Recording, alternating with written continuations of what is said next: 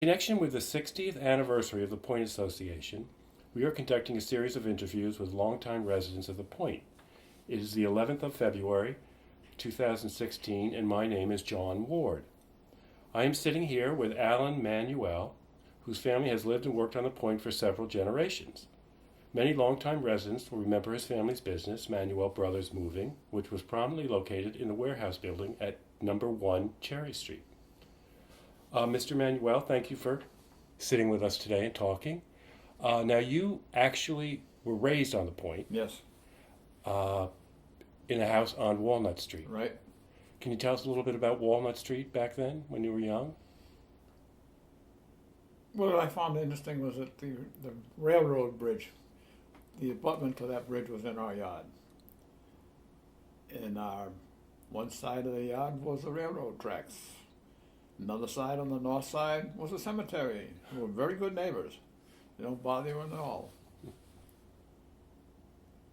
So we only had two neighbors on the east side. And Monument Place on the corner of Walnut and Farewell. So this is the area that's now currently been incorporated into America's Cup, that whole current turn Boy, am I sorry I didn't take some pictures of it before it all fell apart. But I didn't. I've seen some photographs of your block. Yeah. That I don't know who took them. They're quite old. Yeah. I hadn't realized that there were quite as many houses on the other side of that. I mean, there's like both sides of the street were lined with houses. Well, not so many on our end of it. See, there was a house right straight across the street. Then there were two houses and then the one down in the corner, and they're all gone. So, 3 on my side of the street, 3 on the other side of the street. Then the bridge. What and year? then Farewell Street. What year did that happen? You know, I can't even remember anymore. Probably back in the 60s, 70s, something like that, Yeah, I would something imagine. like that. Now, there were a lot of members of your family who lived on the Point, correct? Yeah. Well, my grandfather did. Mm-hmm. My mother and father and myself. Is your grandfather the gentleman who founded the moving company? Yeah, he and his brother, Arthur. And it was, as I read certain things, it was first housed in a structure at Pine and Second. Is that correct? That I don't know. Okay. But did they actually build the warehouse structure that's at one church? No, I don't think so. I wouldn't swear to that, but I don't believe so. Okay. And then didn't they move that to the gum factory, or? Oh no, they bought the gum factory. So they had that entire building was the company. At that time, yeah. I mean, they still had Cherry Street, but the gum factory became their main office and everything. Wow. What was it like to be a child on the Point? Well, I enjoyed it. Everything I did was fun. We could go roller skating. We could go sledding down Walnut Street. Having the tracks was always fun. Watch the trains come in. Walk the tracks. And the water was nearby, so we could go swimming anytime we wanted. Right. Well, in decent weather. There was a heavy Navy presence then. Yeah. Yeah. But most of the sailors going back to the training station seemed to walk across our Walnut Street over the railroad bridge. That must have been very interesting. Yeah. How long did the moving business last? I mean, is there? I understand it's been sold into something. It's incorporated into some other company now. I'm not even sure of that. All I know is they went bankrupt, and they had to sell. It was a very upsetting time, and especially for my father, because it was his only income was working for them. And he didn't know how he was going to survive. And I said, Dad, you got to get a lawyer and sue them. Oh, no, I don't want to sue my cousin. I said, Dad, you got to. So I talked them into seeing the lawyer and what they could do, because it was his father that owned it. Mm-hmm. And he did see a lawyer, and they worked out some deal where my father did get a pension out of it. Wow. And a house. Mm-hmm. Wow. I want to talk to you a little bit about your hobby of photography, because I understand it's quite a collection. I haven't seen it, but I've been hearing about it from people. When did you start it? My dad was a photographer too. He got me started on it because he had his own darkroom, and he had all these uniforms and guns and everything. They kept in the first the guns were in the upstairs on the first floor, but then he moved them down into the basement, and he also dealt in books, and even had a sign outside the house, "Sell a museum bookstore." And he had a lot of people coming in to look at the books. A lot of people come in to look at the different uniforms. And he had all kinds of friends that are into that type of thing, especially the military things. And so it was a fun place to be. The only thing, he had the sign outside, "Sell a museum bookstore." And they said, "You can't do that because this is a residential area, not for commercial purposes," so we had to take that down. Oh. But people knew it was there, and they kept coming. And that led him into photography, or No, they had the photography long before that. Matter of fact, as soon as I was growing up and old enough to understand, he had the photography because he would take pictures of the kids. But it was a studio thing, not when you go around outside. It was just like a studio. We had a big camera, 3 1/4, 4 1/4, something like that. I never used that. That was his. But you actually wandered the neighborhood taking pictures more, it seemed. Oh yeah, well of course I got a camera that you carry around with you. You wouldn't be able to carry my dad's camera around. But well, like you see in newspaper photographers from years ago, we think they could put on the shoulder, but his was strictly meant for the studio. Mm. Yeah. So what would you do just on your free time? Just wander the neighborhood taking pictures, or when the mood struck, or? Yeah, when the mood struck and you had something in particular you wanted. But sometimes you knew something was going on, so you took the camera to see what it was. Mm-hmm. Wow. Up at the Battery Park, that was always a nice place to take pictures of the boats and everything. Well, and do you know what years you were actually, when you were doing that? Was it most of your life you've been doing that? Oh yeah. Because I understand it's quite a large collection, from what I've heard. Most of the things I had were in photo books, which have disappeared over the years, but now I think my son Paul's got them all. And he's scanning them and bringing them up into the archive so everybody can look at them now. So He's that got would be a some nice that thing. He's got some I don't even know what they were or how they came from. I think that's where I saw some of the photographs of Walnut Street. I think somehow somebody had been sending them around and I saw some of those. Yeah, well, I know I took pictures of our own home, and in our backyard we had a one-room house that my grandfather had built for my sister and I. It was one room, but it was just like a house, had a little porch in front, windows on the sides, and I slept out there all summer long. And we had a make-believe refrigerator and stoves, all made out of cardboard, but it looks like a real thing, especially for kids. Oh, yeah.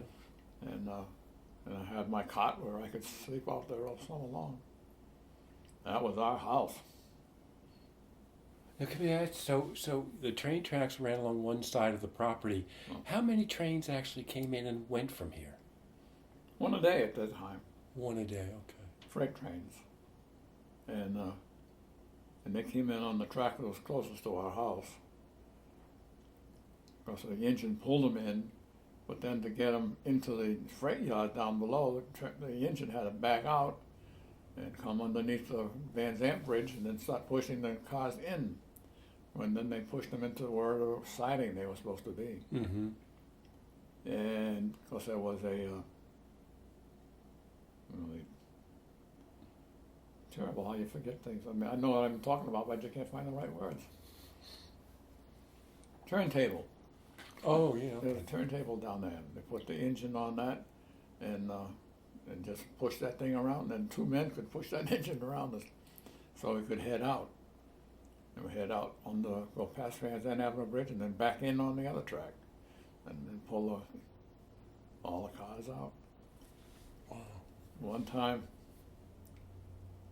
because this was all steam engines, and one time the first diesel train come in, and they were going to go up to Boston. So my father took me on that first ride to go up to Boston. And we didn't get too far, maybe out in Portsmouth or something, and come to a dead stop. Come to find out the train had hit a cow and killed it. Ooh. On the first trip out of town. But we got to Boston in spite of that. When did train service like that stop? Do you know? Stop? Stop, like what? Oh, that had to be in the 30s, late 30s, I guess. So it's a long time since Yeah. that. Now they've, of course, the bridge over this kind of river is gone. So they can't get them in here anymore. Right. Actually, I think it'd be nice if you told the story before we started taping. Mr. Manuel was telling us. Sorry, Mr. Manuel was telling us the story about his father's involvement with the relocating of the Pitt's Head Tavern. And since that's such a little local landmark, I think it might be interesting if you could just tell us that story briefly again. Well, not that I can tell you anything real personal about it, but my dad was so upset that they were going to tear that house down. It was too historic to do that. He wrote letters to the paper and talked to people all over the place. And it was his doings that helped save that house. And whoever was doing it offered it to him. He could have the house. He just had to move it. $1, that's all it cost you. Yeah, $1 to move a house. But because of all his working on it, they did finally move that house, as you say, over to Bridge Street. And it's still there. Oh, we owe him a debt. It's a real local landmark, and we love it on Bridge Yeah. Street. That's a really terrific thing. I wonder if you could talk, if you have any specific memories about the hurricane of 1938. My father hated the sound of wind. So he went down into the basement where he stole a museum and just stayed there. My mother and I, she took me and we walked down to the shore. My mother was 4'11", and I was probably as tall, if not taller than she was. And we went down to the end of Walnut Street and watched the water splash up down there. The water was also coming up 3rd Street, almost up to the Calendar School there. And but then my mother and I walked up to Battery Park, or what do they call it, Fort Greene or something? Fort Greene, correct. Yeah. And we went there. And my mother stood up on the sidewalk in the corner and let me walk around the circular driveway. And I was all the way over to the end of that, as far as you can go out. And just standing there when the waves were coming up almost to the, well, a little bit was even splashing onto the gravel sidewalk there. And I'm standing there watching it come up. Finally, some man came down from the sidewalk and he said, "Sonny, you better get out of there. We think it's been all washed out underneath where you're standing. It's probably nothing left there now." Okay, it's time to move out. Wow. Yeah. So it didn't fall in, never did fall in, and whether that was right or not, I didn't know, never did know. But I remember, too, when we came back home, my mother gave me a note to go buy something at a nearby corner market. And my sister went with us. The wind was blowing up a storm. When we came back, and we stood on top of the Walnut Street Bridge, watching the water come right up the railroad tracks, right up as far as our property. And JT's lumberyard was floating in the water all the way up to the railroad bridge. Wow. JT, like JT Connell or something? JT O'Connell's lumberyard. Wow. And so my sister there, standing there watching everything. And then we looked down over toward the cemetery on Farewell Street, and a big tree come down, slamming down, right on top of a gravestone, and smashed it all to pieces. Wow. So my sister and I decided maybe it was time to get back in the house. Did you have any damage to your home in, No. in the hurricane? No. But down by the waterfront, I guess it was pretty... Oh, yeah. But even there, the house to the north side of Battery Park, Ada Bethune, I think, lived there. Maybe not that time. She ended up having a yacht right in her yard. And big yacht, too. Wasn't anything too small. Wow. And there's some other damage along there, which I can't particularly remember anymore. But I remember that yacht being in her yard. Yeah, wow. You mentioned something that I know people are always interested in too. There used to be a lot of little stores on the point, little Oh, yeah. shops.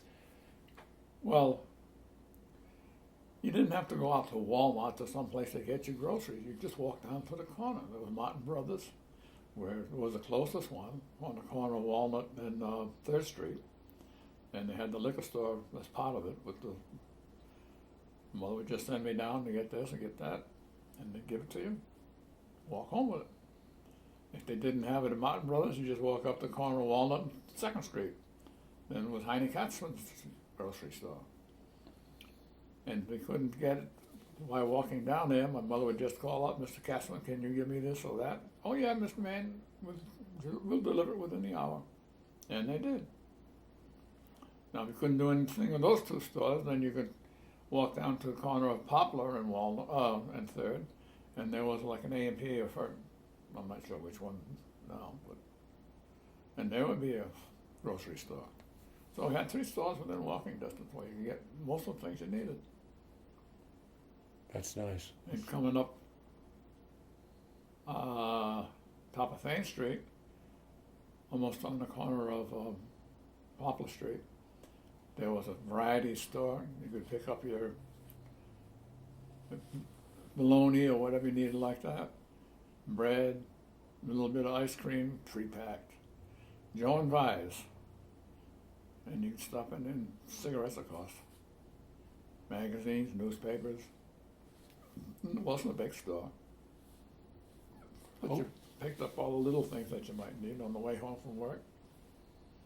Over time, they've all seemed to vanish. I wondered why that was. Just changing population. I don't know. Yeah, and stores keep getting busier. So there's no need of having those little ones. They're making enough money. Mm.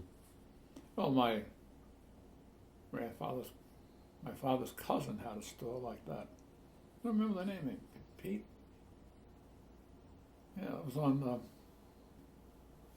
3rd Street. Wasn't too far out either. It was right in the middle of the block, and that was, Pete's Canteen, I think it was called. But my father's cousin, George Merritt, bought it and ran it for a while. Oh yeah, and I used to bring, what did I bring up? Whatever it was saved in my grandfather's basement, 19 Walnut Street. And then it was my job, take my wagon, little red wagon, or what do you want to call it. I'd put the things in the wagon and I would drag it up to that variety store. It seems like it was newspapers, but why would they? I don't know. But things were delivered to my grandfather's house, put in the basement. Then my job was to get them up to the little variety store. Yeah, it was one of my first jobs. I hadn't thought about that in a long time. Do you have another big feature of the point was the Torpedo Factory out on Goat Torpedo Island. Station. Yeah. Not Do you have factory. any memories of that? Yeah, I worked there one summer. What was that like? Oh, it was fun. I'd ride the ferry over. I worked in the cafeteria. And my job was to bring the food around to all the different sections. And the other thing I'll add in that, I took a lady's place who had been doing it. And she turned out to be my wife's aunt. So I knew some of my wife's family because I probably ever knew my wife.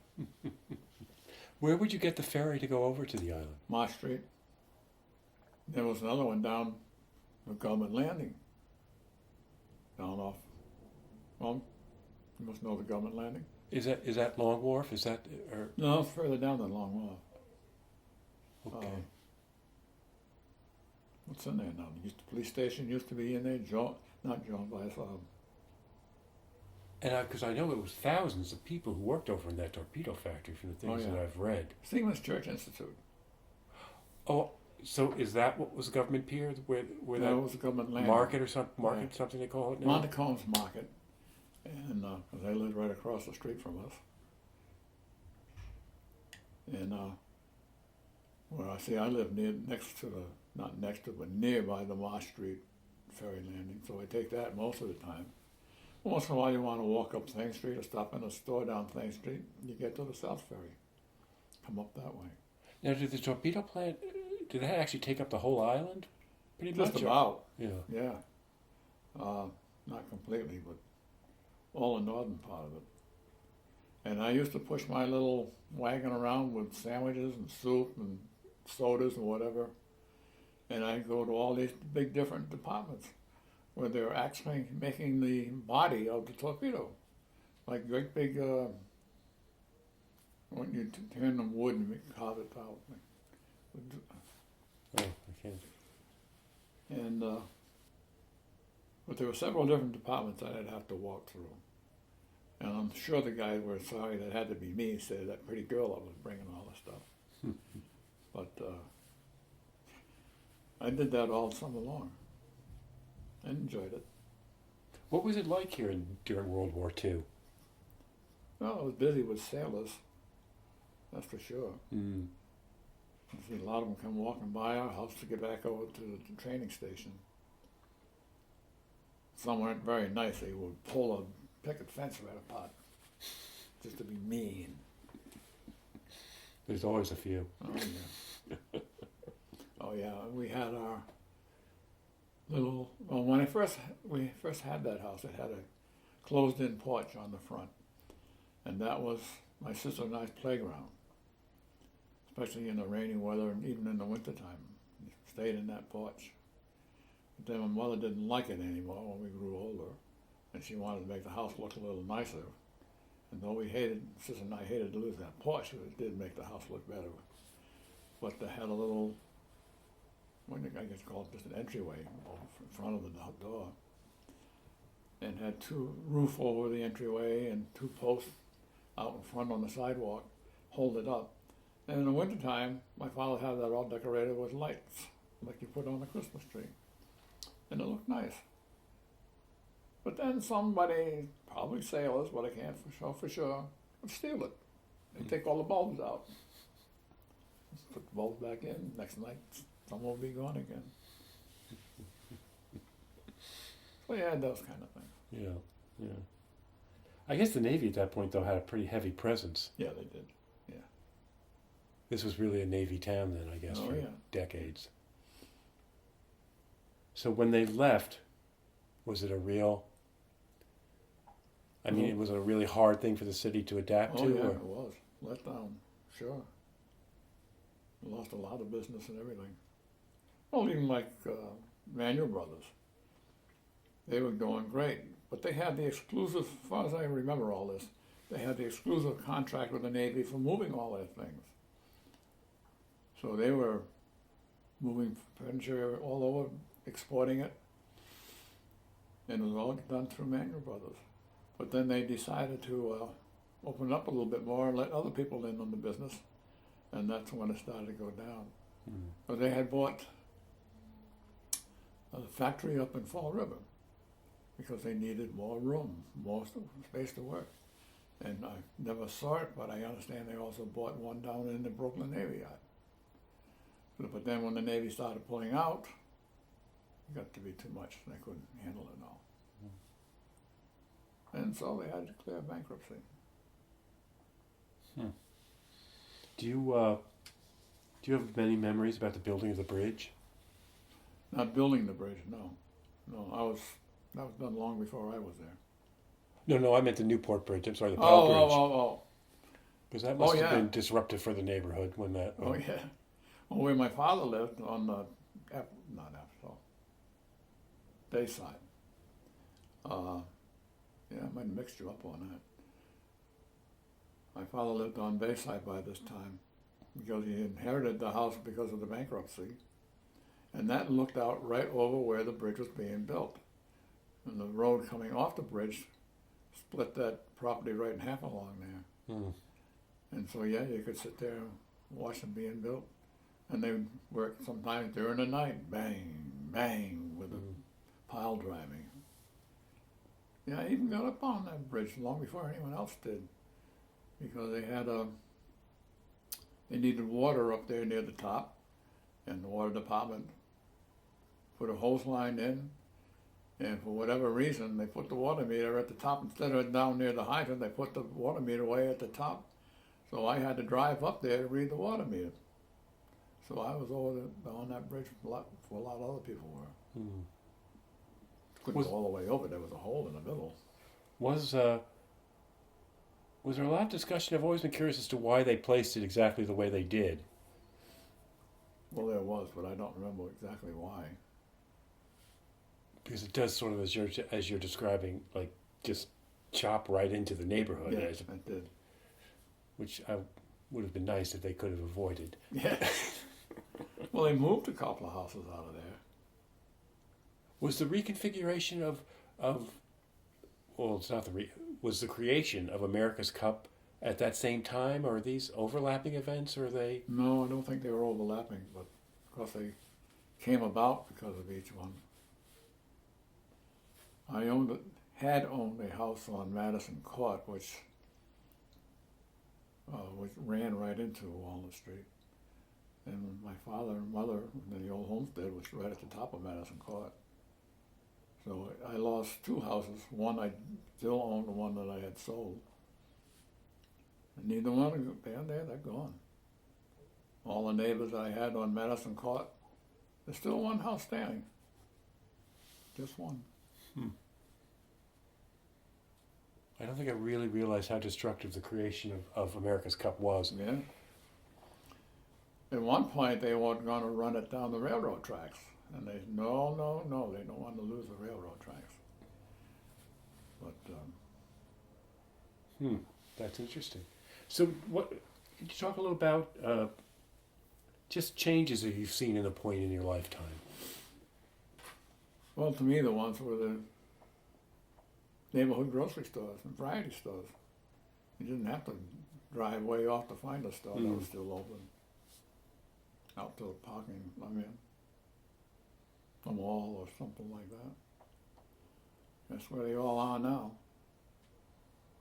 It was hard to walk to the grocery store anymore.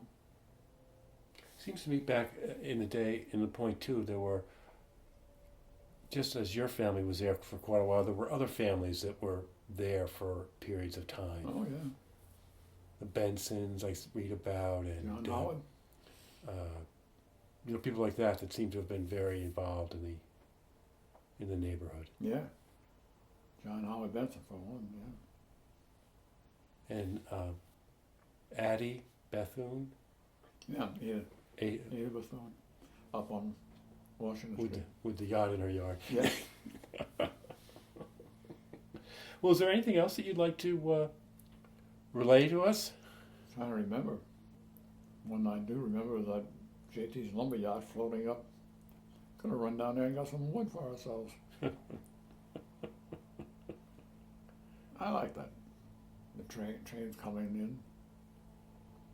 I remember being in the kitchen with my mother, and all of a sudden, all the dishes on the shelf were rattling. I said, Mom, what's that? Oh, that's probably just a train coming by. But the train never could cause that because it ran too slow. Come to find out later, it was an earthquake. Wow. And it was centered out in Portsmouth in the coal mine. You know there was a coal mine in Portsmouth? No. It had been. And so that's what was rattling the dishes. That's interesting. What year was that, do you think? It had to be in the 30s because I was still young. Wow. Late 30s maybe. When the train came in here, it was just creeping. Yeah. And it stopped before it got to Popple Street.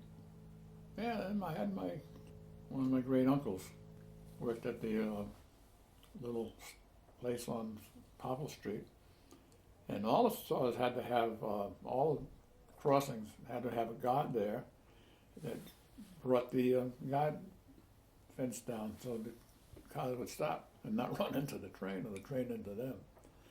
Because that wasn't done automatically in those days. There was a man had to stand there and poke that thing down or bring it back up again. So, Poplar Street, Elm Street.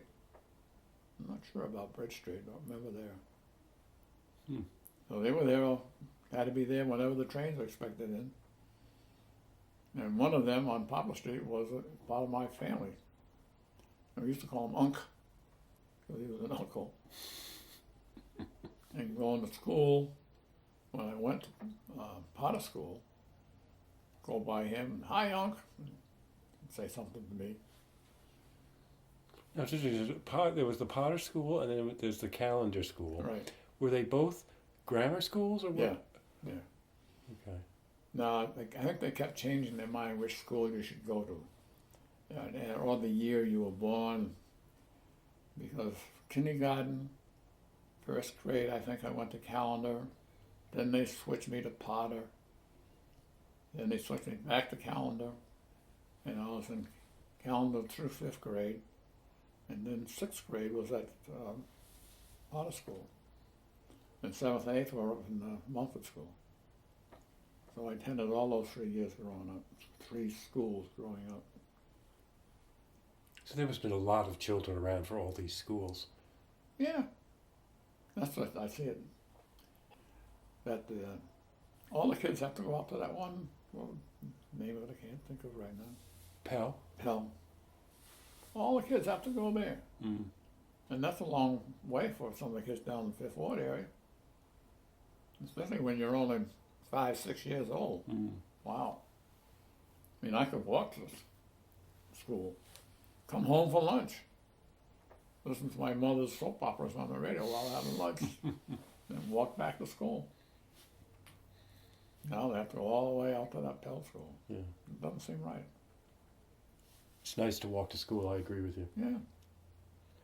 Well, thank you so much for giving us your time today. I don't know if it did you any good. Oh, I think it's always very interesting to hear the people's stories. So thank you very much. You're welcome.